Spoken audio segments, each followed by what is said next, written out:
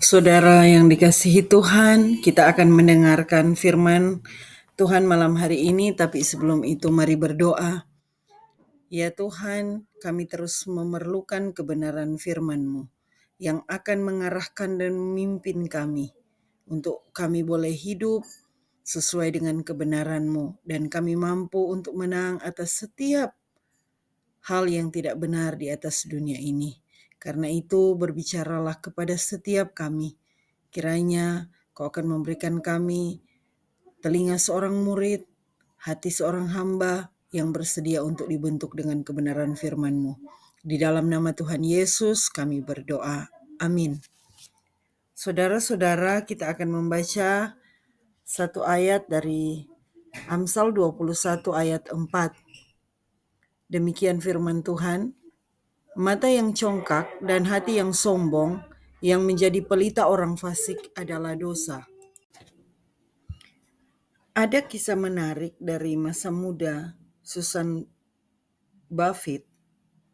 Bagi Susan, pada waktu itu dia merasa dirinya hanyalah seorang anak dalam keluarga menengah ke atas yang biasa saja.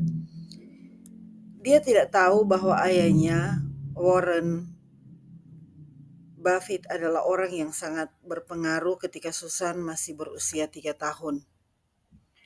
Meskipun kekayaan sang ayah pada tahun 1956 diperkirakan telah mencapai sekitar 32,51 miliar rupiah, rumah tangga Buffett tetap berada dalam keadaan biasa-biasa saja.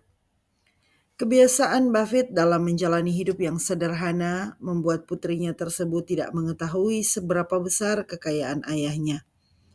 Sampai ketika Susan berusia sekitar 20 tahun, sebuah artikel di surat kabar The Wall Street Journal membuka matanya. Susan mengaku bahwa dirinya benar-benar tidak tahu tentang kekayaan sang ayah sebelum dirinya membaca artikel tersebut. Dalam sebuah film dokumenter di HBO yang berjudul Becoming Warren Buffett, Susan Buffett berbagi kisah yang menjelaskan kehidupan keluarganya yang sesungguhnya keluarga miliarder. Saudara yang dikasihi Tuhan, di dunia ini, kekayaan seringkali menentukan gaya hidup seseorang. Namun bagi Warren Buffett, memilih jalan kesederhanaan meski merupakan seorang miliarder. Buffett diketahui membeli mobil dengan harga yang murah dan dirinya dikenal sebagai seorang penikmat sarapan sederhana di McDonald's. Alangkah baiknya jika kita memiliki kerendahan hati seperti Warren Buffett, yang tidak menggembar-gemborkan harta kekayaannya dan tetap hidup sederhana. Kekayaan yang kita miliki bukanlah untuk dipamerkan, dibanggakan ke semua orang. Karena apa? Tuhan tidak suka dengan keangkuhan. Dalam pembacaan kita tadi, juga di dalam Amsal 16 ayat 5 berkata, setiap orang yang tinggi hati adalah kekejian bagi Tuhan, sungguh ia tidak akan luput dari hukuman. Ayat ke-18 dari Amsal 16 berkata, kesombongan adalah kekejian bagi Tuhan, dan hal itu dapat menyebabkan kejatuhan dan kehancuran, seperti yang tertulis di dalam kitab tersebut. Marilah kita ingat tentang kejatuhan Goliat di tangan Daud, yang diakibatkan oleh keangkuhannya sendiri. Goliat menghina dan merendahkan Tuhan dan bangsa Israel, sehingga akhirnya dia direndahkan di tangan seorang gembala muda.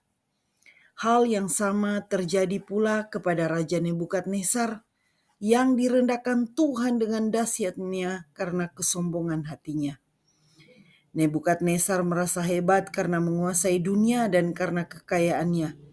Namun Tuhan menghilangkan kewarasannya dan dia menjadi seperti seekor lembu di ladang dengan memakan tanaman di sana. Kita semua harus ingat bahwa segala hal yang kita miliki berasal dari Tuhan. Oleh karena itu, tidak ada yang perlu kita sombongkan. Sebab dalam sekejap saja Tuhan dapat mengambil kembali semua kekayaan kita, talenta kita, ketenaran kita, kekuasaan kita, dan hal apapun yang kita sombongkan.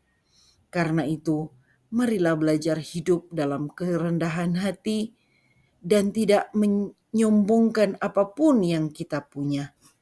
Milikilah teladan Kristus Yesus seperti yang diteladani oleh Warren Buffett.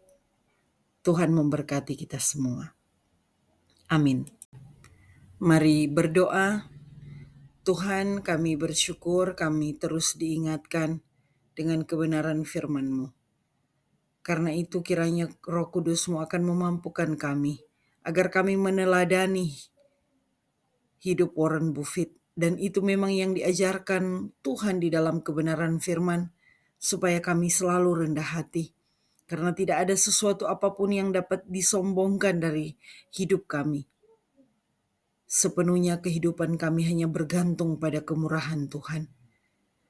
Kuasai kami dengan firman-Mu Bapa, agar kami terus melihat siapa kami di hadapan-Mu, sehingga kami untuk belajar selalu rendah hati dan hidup hanya memuliakan Engkau.